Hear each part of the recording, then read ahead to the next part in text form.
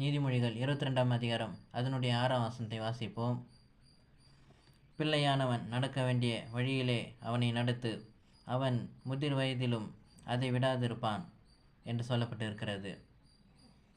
நம்முடைய பிள்ளைகளை ஒவ்வொருவரையும் கர்த்தரிடம் ஒப்புவித்து, ஆண்டவரே, இது நீர் எனக்கு கொடுத்த பிள்ளை, இந்த பிள்ளையை குறித்து நான் என்ன செய்ய வேண்டும், எப்படி வளர்க்க வேண்டும் என்று நீங்கள் அவரிடம் கர்த்தரிடம் கேட்கும் பொழுது அதற்கு குறித்தான வழியையும் அதற்குண்டான ஆலோசனையும் கர்த்தர் தருகிறவராயிருக்கிறார்.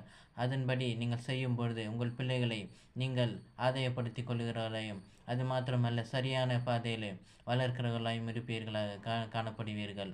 ஆகவே நீங்கள் ஒன்றையும் குறித்து கவலைப்படாமல் உங்களுடைய பிள்ளைகளை நீங்கள் கர்த்தரிடம் ஒப்புவித்து, நீங்கள் வந்த பாதையும் அந்த பட்ட கஷ்டத்தையும் எல்லாவற்றையும் நீங்கள் சொல்லி அந்த பிள்ளையிடம் சொல்லி வளர்க்கும் பொழுது அது சரியான பாதையில் வளர்கிறதா இருக்கிறது.